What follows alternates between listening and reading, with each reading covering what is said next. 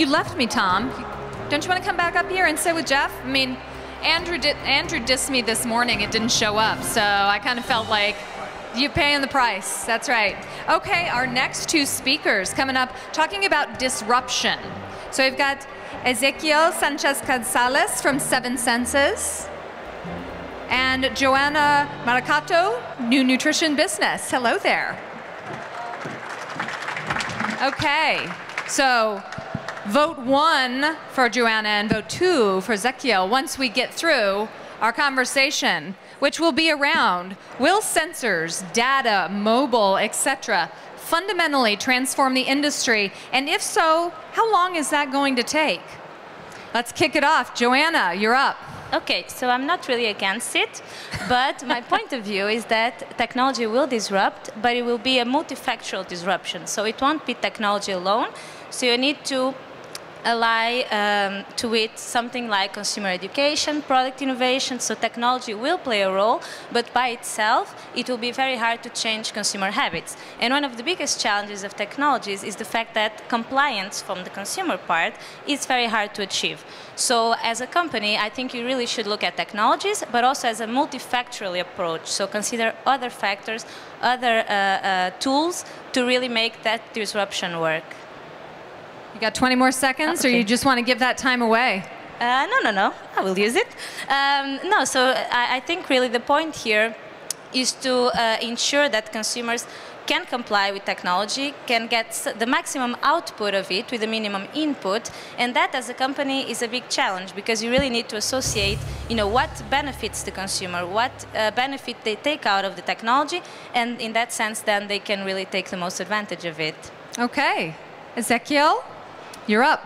Yeah, I think that disruption has already started, and it's not going to take as long as we expect. We think that data is not available, but probably now we have a sense of scarcity, but we're going to have data from many different sources that we can use. The thing is, it might be that you do it, or it might be a competitor that will be taking advantage of the data. I think that the first competitor that starts with a strategy to really use and get an advantage of the metrics will have a better position in the market.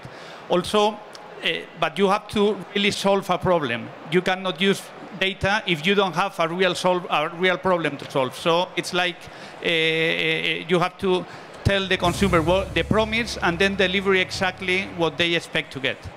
Okay, well, we're having a little discussion while our audience votes. So talk to me about sensors and mobile transforming this industry. Yeah, I agree that the data is available, but my question is, can consumers trust how companies use this data? So I think from a consumer perspective, it's very good to have a technology that allows them to change a habit and to get to know themselves better, but can they trust companies to do that only with technology, or you need also to, educate them, invest in other kind of products to help them do those changes?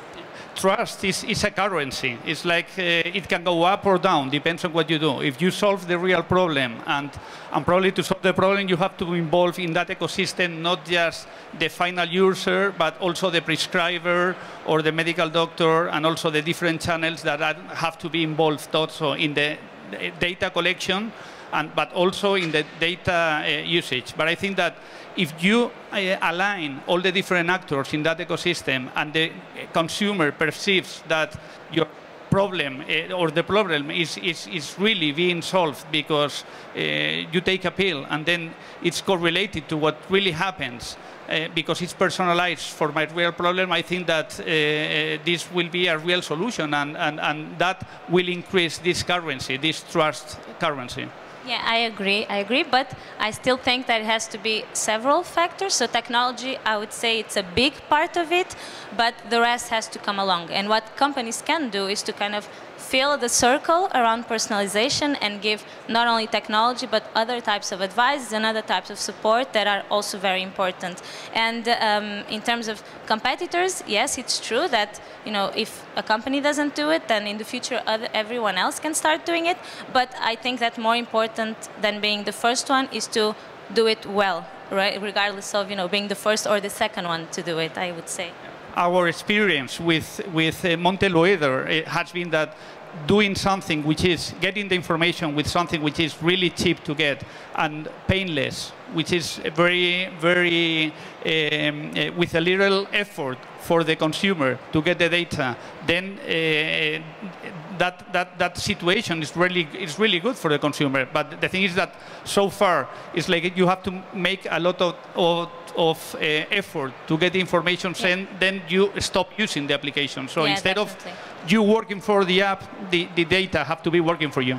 Yeah, definitely having a minimum input, so changing your habits to the minimum, that will definitely increase compliance and acceptance with consumers. I agree. I agree with her in that. Yeah, okay, I agree in many can't argue, and it looks like our audience is not arguing either. We're coming in. Again, it looks like it's one of those 60-40 splits. Joana, take your seat here on the stage. Thank you to both of our speakers. Thank you. You can just put those onto the chairs.